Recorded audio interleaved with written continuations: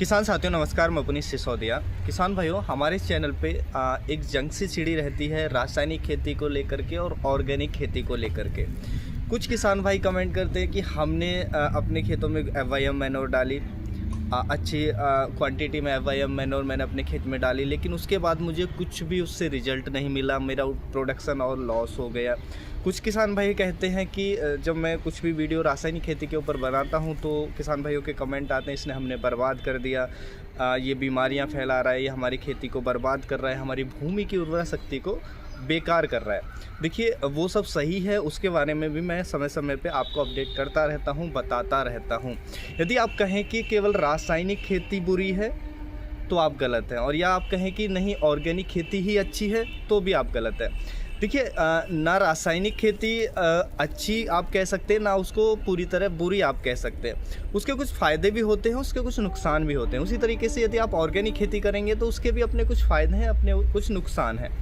देखिए, अगर आप ऑर्गेनिक खेती करने जाते हैं, ऑर्गेनिक खेती किन किसानों को करनी चाहिए? देखिए, यदि आपको प्रोडक्शन से ज़्यादा मतलब नहीं है कि ज़्यादा उत्पादन हो, उससे आपको लेना देना नहीं है, आपका कम भी प्रोडक्शन हो, लेकिन आपको मैटर करता है कि आपका जो प्रोडक्शन है उसकी क्वालिटी हो, यानी कि जो भी उत्पाद आप ले रहे हैं उसकी एकदम क्वालिटी हो, उसकी पौष्टिकता अच्छी हो, और वो हमारा जो रासायनिक जो केमिकल मुक्त हो, यानी कि हेल्दी हो, एनवायरनमेंट के लिए हेल्दी हो।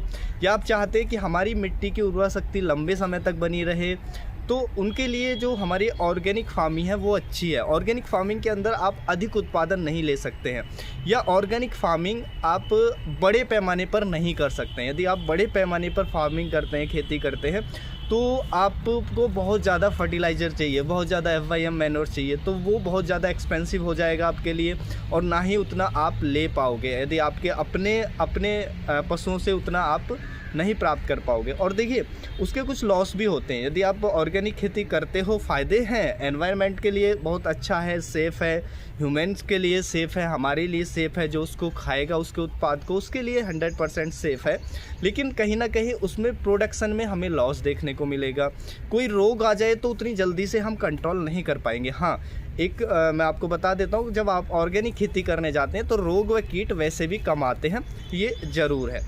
लेकिन आप मान लीजिए आप ऑर्गेनिक खेती करने जा रहे हैं और हमारे प्लांट को सबसे ज़्यादा क्या चाहिए? नाइट्रोजन बहुत अधिक मात्रा में चाहिए।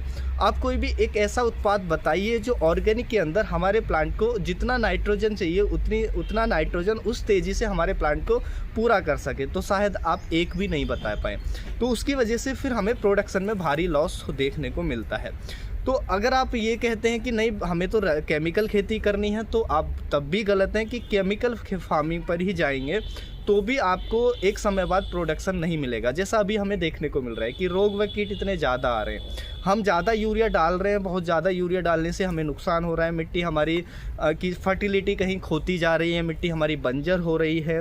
तो हमें क्या करना पड़ेगा? हमें करनी पड़ेगी इंटीग्रेटिव फार्मिंग, कि हम रासायनिक खेती को भी अपनाएं, यानी कि उसमें जो भी जैसे हम यूरिया का उपयोग कर रहे हैं हम करें, लेकिन यूरिया का उपयोग हम एक तरीके से करें, अंधाधुंध उपयोग ना करें। हम कोशिश करें यूरिया की जो लीचिंग है वो कम से कम हो, यानी कि जो हम यूरिया की मात्रा दे रहे हैं वो कम से कम 2 से 3 पार्ट में डिवाइड करके थोड़ा थोड़ा दें, और ज़रूरत से ज़्यादा यूरिया ज़मीन में ना डालें। जितना कम लीचिंग होगा ज़मीन के अंदर जाने से, एक तो हमें बेनिफिट होगा कि हम जो भी खाद दे रहे हैं वो ज़्यादा से ज़्यादा हमारा पौधा उपयोग कर पा रहा है। दूसरा, लीचिंग कम होने से क्या है कि हमारा जो अंडरग्राउंड वाटर है वो दूषित नहीं होगा, क्योंकि जब हम अंधाधुंध केमिकल अपने खेतों में डालते हैं तो वो कहीं ना कहीं लीच होकर जो हमारा पानी होता है, पानी को दूषित करता है, और उस पानी को हम पीते हैं, जिसकी वजह से तरह तरह की बीमारियां आजकल देखने को मिल रही हैं। तो देखिए, रासायनिक खेती अब हम ये नहीं कह सकते कि हम यूरिया डालना छोड़ दें।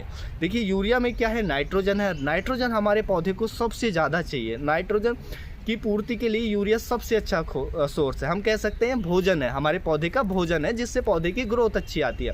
लेकिन हम उसको इस तरीके से उपयोग करें कि उसके जो दुष्परिणाम हैं उसको हम मिनिमाइज कर दें, यानी कि जो दुष्परिणाम हो रहे हैं उनको कम करके उसकी उपयोगिता को ज़्यादा से ज़्यादा बढ़ाएं। तो ऐसी तरीके से हमें उपयोग करना पड़ेगा। ऐसा नहीं हमने आँख बंद करके बस यूरिया डालना है, 1 बैग 2 बैग हमने यूरिया डाल दिया तो उससे प्रोडक्शन भी नहीं आता है। यदि आप ऐसा करते भी हैं कि अंधाधुंध आप खेतों में यूरिया डाल लें, तो उससे आप कीट रोग बढ़ाते हैं, एनवायरनमेंट को दूषित करते हैं और अपना खर्चा बढ़ाते हैं, और उससे आपका फ़ायदा कुछ नहीं होने वाला है, आपको प्रोडक्शन बिल्कुल भी अच्छा नहीं मिलने वाला है। तो इसलिए जितने मात्रा में रिक्वायरमेंट आप ज़रूर यूरिया यूज कीजिए, लेकिन लिमिटेड यूज कीजिए, यानी कि जितना प्लांट को चाहिए बैलेंस मात्रा में यूज कीजिए, और उसको 2-3 पार्ट में डिवाइड करके वेजिटेटिव स्टेज में डालिए, जिससे उसकी लीचिंग को कम किया जा सके।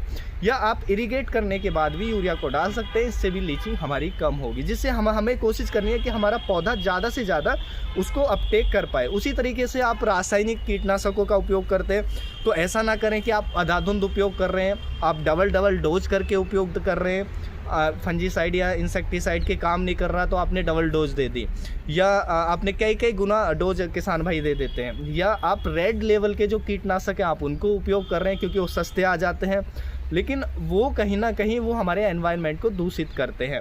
देखिए, आपको लगता है मुझे क्या ये उत्पाद खाना है, मुझे तो मार्केट में बेचना है, लेकिन जब आप रेड लेवल के जो बहुत खतरनाक ये कीटनाशक होते हैं, जब आप इनका स्प्रे करते हैं तो सबसे पहले आप इनमें एक्सपोज होते हैं, यानी कि सबसे पहले कहीं ना कहीं वो वायुमंडल के माध्यम से आपके अंदर ही जाते हैं।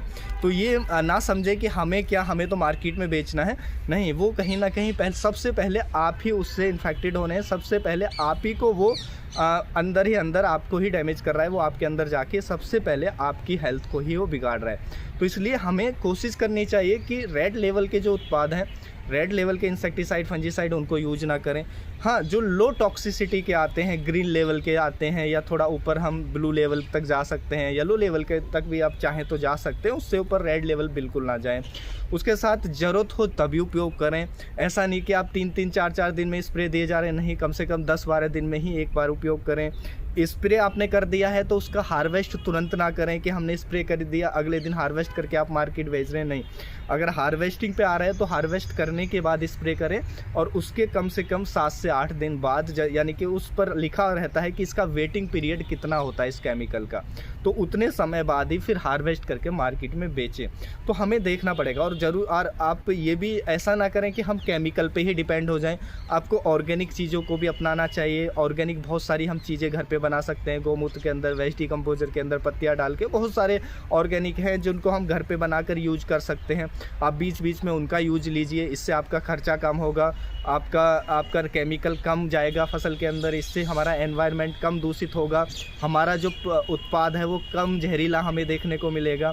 हमें यूरिया भी खेतों में डालना है, हमें रासायनिक खाद भी डालनी है, डीएपी भी डालनी है, उसके साथ साथ हमें गोबर की खाद भी खेतों में डालनी है, यानी कि एक बैलेंस स्थापित करना है। तो जो नुकसान हो रहे हैं उनको मिनिमाइज़ करना है, यानी कि जो एनवायरनमेंट को दूषित कर रहे हैं या ऐसी इन चीज़ों को हमें मिनिमाइज़ करते हुए और रासायनिक खेती के मैक्सिमम लाभ लेने। हम अगर आप चाहें तो आप जा सकते हैं, बिल्कुल आप ऑर्गेनिक खेती भी कर सकते हैं, लेकिन उसमें फिर आपका प्रोडक्शन कम होगा लेकिन क्वालिटी अच्छी होगी, एनवायरनमेंट फ्री होगा। लेकिन आपको चाहिए उत्पादन भी ना घटे और हमें एनवायरनमेंट को भी सेफ़ रखना है कि उत्पादन भी कम ना जाए और हमें हमारा जो उत्पादन है वो भी अच्छा हमें मिले और एनवायरनमेंट भी सेफ़ रहे। तो उसके लिए फिर हम दोनों को, रासायनिक खेती हो और चाहे जैविक खेती हो, दोनों को अपनाना पड़ेगा, दोनों को बैलेंस तरीके से उपयोग करना पड़ेगा। आंख बंद करके किसी चीज़ का भी आपको उपयोग नहीं करना है। उसी तरीके से मान लें कीट व रोग आ रहे हैं तो आपको कोशिश करनी है कि केवल केमिकल से ही उसको कंट्रोल करने पर फोकस नहीं रखना है जैसे हम रखते हैं। आपको उसके बहुत सारे मेथड होते हैं, कल्चरल मेथड होते हैं, केमिकल रासायनिक मेथड। आपने मेरा वीडियो देखा है कि इंटीग्रेटेड पेस्ट मैनेजमेंट क्या होता है, यानी कि उसमें हम रासायनिक मेथड भी अपनाते हैं, यानी कि केमिकल का उपयोग भी करते हैं, हम उसमें ऑर्गेनिक चीज़ों का भी, जैविक चीज़ों का भी उपयोग करते हैं, हम उसको कल्चरल मेथड भी करते हैं। उसमें हम ट्रैप भी लगा सकते हैं, हम उसमें लाइट ट्रैप लगा सकते हैं, हम नेट लगा करके कंट्रोल कर सकते हैं, हम क्रॉप की बॉर्डरिंग लगा करके, बॉर्डर क्रॉप लगा करके भी कीटों को कुछ हद तक कंट्रोल कर सकते हैं। तो बहुत सारी चीज़ें हैं जिससे हम कीटों को मिनिमाइज़ कर सकते हैं। केवल आपको रासायनिक पे ही फोकस नहीं रखना है। हाँ, केवल यदि आप रासायनिक पे ही फोकस रखेंगे तो फिर आप बहुत ज़्यादा एनवायरनमेंट को दूषित करेंगे और आपकी भूमि को बहुत जल्द आप बंजर बना लेंगे। तो इसलिए आपको दोनों को अपनाना है। यदि अपनाना है कि आपको प्रोडक्शन भी अच्छा चाहिए और आपकी मिट्टी की फर्टिलिटी भी बनी रहे लंबे समय तक, कीट व रोग भी कम हो, तो इस रासायनिक और जो हमारी जैविक खेती है दोनों को अपनाएं, यानी कि इंटीग्रेटेड फार्मिंग आपको करनी पड़ेगी। तो उम्मीद है जो जानकारी है आपको अच्छी लगी होगी। जानकारी अच्छी लगी तो वीडियो को लाइक, शेयर एंड सब्सक्राइब करना बिल्कुल ना भूलें। मिलेंगे हम आपको एक और नई वीडियो में नई जानकारी के साथ। तब तक के लिए आप अपना ख्याल रखें। धन्यवाद।